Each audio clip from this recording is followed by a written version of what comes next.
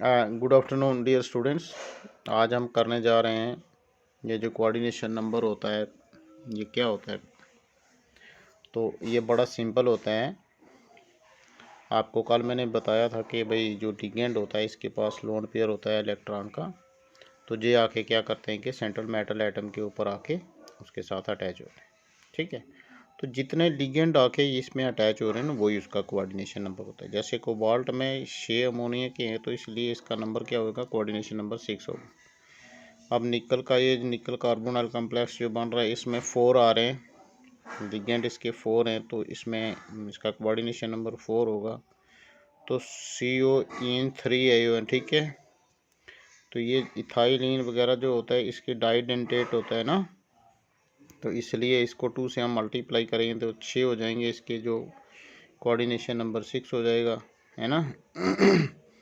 और आयरन के साथ ऑक्सलेट मिल रहा है तो इसके भी यहाँ पे 3 है तो ये भी डाइडेंटेट है तो इसलिए इसका 6 हो जाएगा कोऑर्डिनेशन नंबर। तो प्लेटिनियम इसके साथ क्लोराइड के 6 हैं और अमोनिया के कितने हैं, 4 हैं। ठीक है जी। तो इस तरीके से ये हम कोऑर्डिनेशन नंबर देखते हैं कि जितने लिगेंड आए वो गिनने हमने तो उससे उसके कोऑर्डिनेशन नंबर का हमें पता चलता है। ठीक है ना।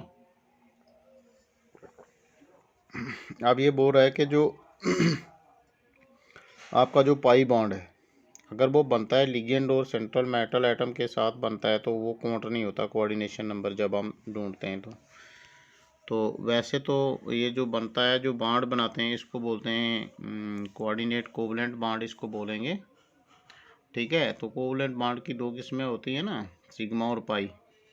तो सिग्मा होता है जब ऑर्बिटल की एंड टू एंड ओवरलैपिंग होती है ना तो उसको बोलते हैं सिग्मा बॉन्ड। तो जब साइड वाइज होती है तो बनता है पाई बॉन्ड। तो ये बन रहा है आपका सिग्मा बॉन्ड। ठीक है ना। तो इस तरीके से आपने ये कोऑर्डिनेशन नंबर कई बार आता है भाई, कोऑर्डिनेशन नंबर गिनो। ठीक है। सेकेंडरी वैलेंसी को सेटिस्फाई करता है कोऑर्डिनेशन नंबर। अब कोऑर्डिनेशन स्फीयर किसको बोलते हैं और काउंटर आयन क्या होता है। देखो ये वाला कॉम्प्लेक्स आप देखो K4FeCN6।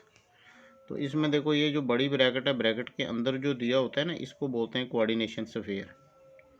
तो यहाँ से पढ़ो थोड़ा, जो सेंट्रल एटम आयन जो होते हैं ligand attach to it are ये इनक्लोज्ड होते हैं स्क्वायर ब्रैकेट में and are collectively known as, इसको कोऑर्डिनेशन स्फीयर बोलते हैं। तो जो आयोनाइजेबल ग्रुप्स होते हैं आर रिटन आउटसाइड, वो आयोनाइज हो जाते हैं भाई। ठीक है। ये जो बाहर वाला होता है ये इसकी ऑक्सीडेशन स्टेट को सेटिस्फाई करता है और अंदर वाला इसके कोऑर्डिनेशन नंबर के बारे में हमें बताता है। ठीक है ना। जब आयोनाइज होता है तो ये बाहर वाला चला जाता है लेकिन अंदर वाले इसकी ब्रेकडाउन नहीं होती है। ठीक है। तो ये जो बाहर वाला होता है इसको बोलते हैं काउंटर आयन बोलते हैं। जब ये टूटेगा तो कोऑर्डिनेशन नंबर स्फीयर जो होता है इसका देखो FeCN6 4 नेगेटिव आ गया ना, क्योंकि हाइड्रोजन सारी पोटाशियम का 1+ होता है तो ये 4 है तो 4+ आएगा इसका, तो इसलिए इसके ऊपर 4- आ जाएगा। ठीक है। इसको बोलते हैं काउंटर आयन्स। ओके। उसके बाद आ गया कोऑर्डिनेशन पॉलीहेड्रन। क्या होता है कि जो स्पेटल अरेंजमेंट होती है लिगेंड की, लिगेंड एटम की स्पेटल अरेंजमेंट जो होती है स्पेस में, जो लिगेंड आके सेंट्रल मेटल एटम के इर्द गिर्द किस किस डायरेक्शन से आके यहाँ पे ज्योमेट्री क्या बनाएंगे, है ना। तो ये होती है ऑक्टाइड्रल होती है, स्क्वायर प्लेनर होती है, टेट्राइड्रल होती है ना। तो इसको देखते हैं बोला हम, ये देख लो ये जो 6 वाला है ना ये इसकी ऑक्टाइड्रल होगी, 6 वाले की ऑक्टाइड्रल, 4 वाले की टेट्राइड्रल होती है ना। और ये स्क्वायर प्लेनर भी यहाँ पे दिया हुआ है। तो 6 वाला ऑक्टाइड्रल हो गया। ये जो मोटी एरो है ये देखने वाले की साइड है, व्यूअर की साइड होती है, और दूसरे वाली पीछे वाली साइड होती है। एक ऊपर होती है एक नीचे होती है ना। तो 8 फेस में ये बनेगा आपका। फिर टेट्राइडल आ गया, ये 4 वाला होता है टेट्राइडल। तो ये लिगेंड के बीच में जो बॉन्ड एंगल होता है वो होता है 109 डिग्री 5 मिनट का। ठीक है ना। तो इस तरीके से इसके एनर्जी लेवल 2 होते हैं, DXY DYZ DXZ और DX2Y2 और DZ2। ये जो T2G और EG हैं ये होते हैं ना ऑर्बिटल, जब स्प्लिटिंग होती है, डी ऑर्बिटल की स्प्लिटिंग होती है ना, जब होते हैं लिगेंड आते हैं तो उसके बाद ये स्क्वायर प्लेनर, ये हो गया स्क्वायर प्लेनर में 90 डिग्री का होता है पूरा जी। ये स्क्वायर प्लेनर जो होते हैं ये, इसमें सेंट्रल मेटल एटम से दूसरे एटम जो आयन अटैच होते हैं वो 90 डिग्री पे होते हैं, ठीक है। तो जिसमें डी ऑर्बिटल की फिलिंग D8 में जो एलिमेंट, सॉरी D8 के जो इलेक्ट्रॉन होते हैं ना, वो ये शो करते हैं ऐसे एलिमेंट यहाँ पर D8 ऑर्बिटल जो होता है जिनमें होता है, तो उनमें होती है ये, ठीक है। जैसे इरीडियम, इरीडियम, पैलेडियम वगैरह हो गए। तो इसी तरीके से ट्राइगोनल बाई पैरामीटर हो गया, इसमें हो गए 1 2 3 4 5, और इसमें हो गए 6। स्क्वायर पैरामीटर में हो गए 2 2 4, इसमें भी 5 हो गए। तो ये अलग अलग ज्योमेट्री शो कर रहे हैं, ठीक है। ये आपने थोड़ा देखना। इसके बाद हो गया चार्ज ऑन द कॉम्प्लेक्स है। तो कॉम्प्लेक्स आयन जो होता है इसके ऊपर चार्ज को किस तरीके से हम निकालेंगे भाई। चार्ज क्या चीज़ होगी बोला है, the charge carried by a complex ion. ये अलजेब्रिक सम होता है किसका, पूरे जो चार्जेस होते हैं सेंट्रल मेटल आयन के और टोटल लिगेंड्स जो अटैच होते हैं सेंट्रल मेटल आयन के साथ। तो इसमें क्या होता है, इस कॉम्प्लेक्स में जैसे AgCN2 नेगेटिव है ना, यहाँ पे हमें पता है Ag पॉजिटिव होता है ना।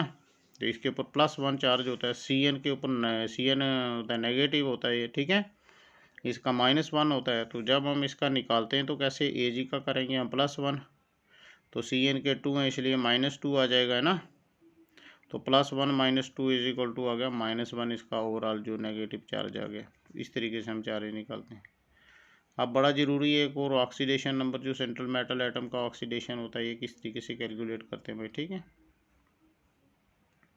तो ऑक्सीडेशन नंबर जो होता है कॉम्प्लेक्स में क्या होता है, इसको हम डिफाइन करेंगे as the charge it would carry when all the ligands are removed along with the electron pair and are shared with the central atom।